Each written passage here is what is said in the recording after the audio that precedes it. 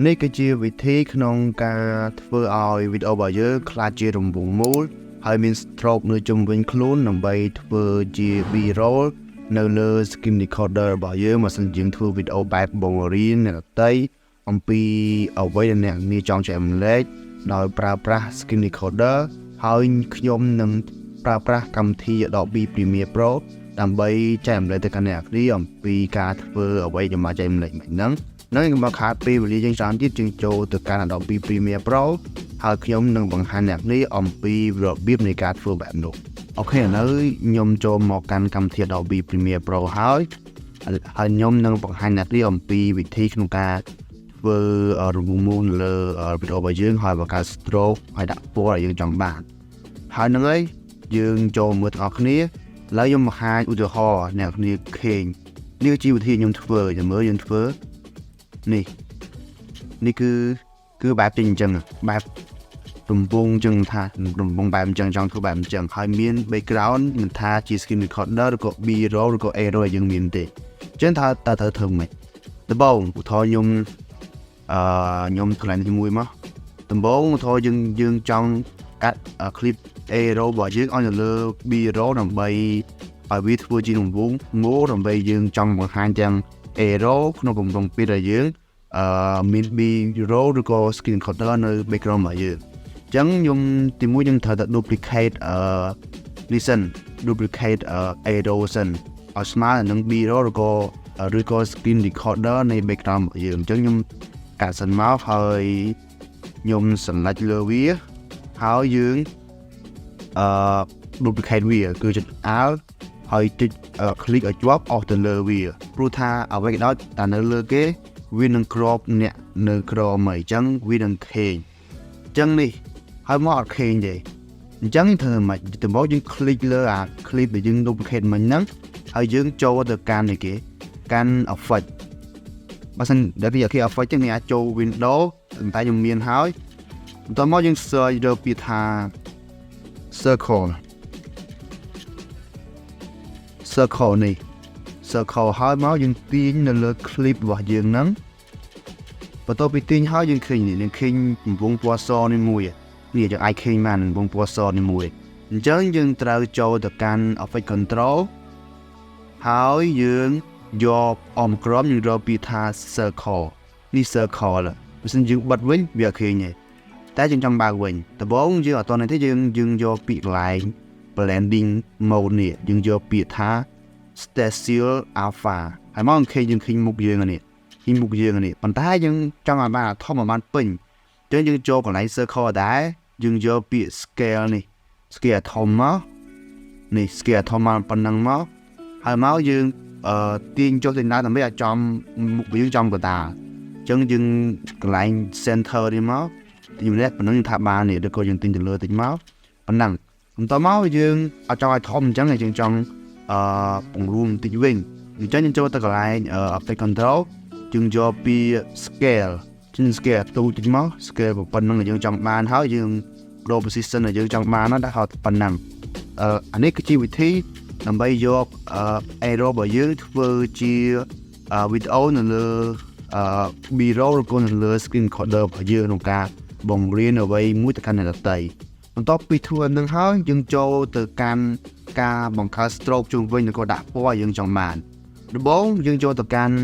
effect panel ហើយយើង search ពាក្យថា paint basket នេះយើងលើកយកឲ្យហ្នឹងមកហើយយើងអស់វាដាក់នៅ clip ដដែលតបនេះហើយkhi វាចេញ paint basket ហ្នឹងវានៅក្នុងobject របស់យើងចង់វានៅខាងក្រៅអញ្ចឹងយើងចូលទៅកន្លែង effect control ហើយយើងយកពី effect ដែលយើងដាក់មិញនេះ paint bucket អញ្ចឹងយើងនេះជាកន្លែងstroke អញ្ចឹងយើងយកពីថា stroke ហើយមួយទៀតកន្លែង fill selector ហ្នឹងយើងយក alpha channel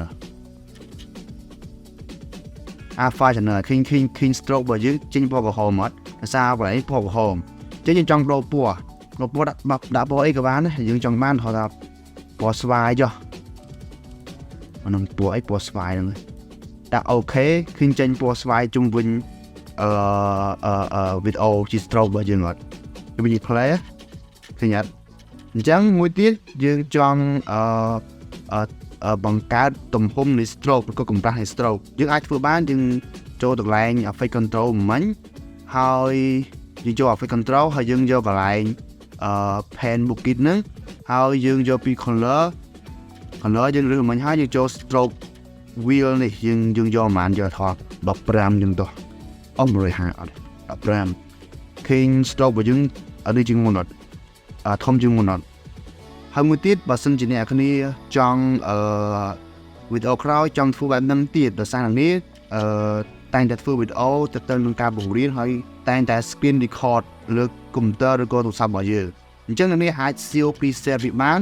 ហើយបន្ទាប់មកវីដេអូក្រោយអ្នកនេះគ្រាន់តែទាញ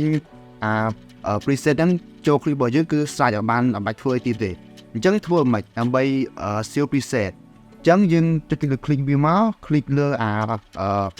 object យើងមិញហ្នឹងឬក៏វីដេអូហ្នឹងយើងចូលទៅកន្លែង effect control ហើយយើង select អីគេខ្លះ select motion នេះហើយបន្ទាប់មក control select circle ហើយបន្ទាប់មក pending ដោយសារយើងមានតែ3តើអត់តែប៉ុណ្្នឹងទេហើយបន្ទាប់មកយើងចុចយក mouse លើចំណុចណាក៏បានយើង select មិញហ្នឹងចុច mouse ស្ដាំហើយយើងយកពីថា seal preset ហើយដាក់ឈ្មោះរបស់យើងថាឈ្មោះថា rounding circle អញ្ចឹងទៅ circle ដាក់ស្មីឲ្យសារឈ្មោះខ្ញុំឲ្យស្រួលមើលហើយយើង seal ហើយថតវីដេអូយើងថាវីដេអូយើងក្រោយអត់យើងចង់ដាក់ទៀតអញ្ចឹងយើងចង់ apply preset មិនយកឲ្យធ្វើទៀតទេយើងគ្រាន់ត